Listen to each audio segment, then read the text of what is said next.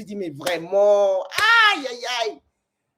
Mes élèves ont mangé mon pandou, hein. C'était bon, ils ne savent pas ce que j'ai mis dedans, là. Ah.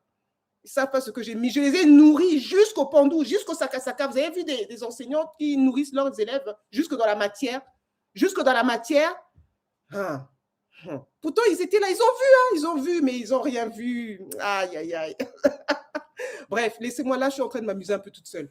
Donc, vous voyez que nos ancêtres nous ont transmis des gestes, bien évidemment des valeurs, des manières de rentrer en relation, leur peur aussi. Ah, je ne vous parle pas des blessures, hein, des comportements, des récits, hein, des histoires, tout ça, leur langue, des traditions, des savoir-faire et ainsi de suite. Donc, vous pouvez voir que par rapport à ça, nous portons quelque chose naturellement de toutes ces personnes qui ont été là avant nous. Et ensuite, il y a toute la dimension, bien sûr, des traditions, qu'on pourrait dire la continuité par rapport à toute la dimension spirituelle des choses. Donc, et sur la partie spirituelle, vous avez compris que moi, je me positionne à l'endroit des Sakalaves, par ma lignée malgache. Et donc, je ne peux parler expérientiellement que depuis cet espace-là.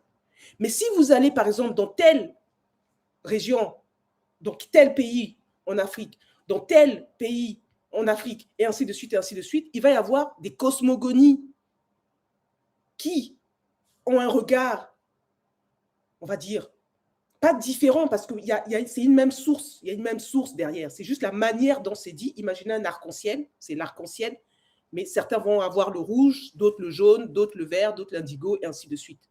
Mais les principes qui sont derrière sont les mêmes.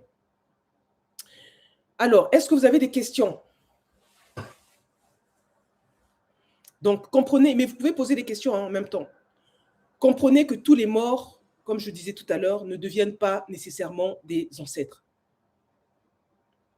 Et ça, c'est essentiel de l'entendre. Il y a des personnes, par exemple, à Madagascar, on dit que lorsqu'une personne décède, elle devient Razana, elle devient un ancêtre. Ça, il y a certaines personnes qui le disent. Moi, quand je suis allé vérifier cette information, parce que je vais vérifier, bien évidemment, vous savez là où je vais vérifier, et j'ai réalisé qu'en fait, ce n'est pas forcément le cas.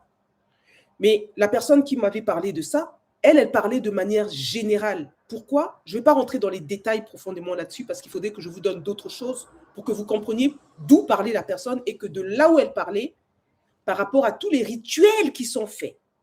Oui, tout ce qui est fait autour de la personne qui est partie, si la famille fait tous ces processus-là, l'âme de la personne, l'être, va atteindre donc l'espace des Razana. Vous voyez, il y a des choses à faire. Mais ce qu'il y a à faire, c'est qui? C'est nous les vivants. C'est nous qui sommes ici. C'est nous qui sommes ici.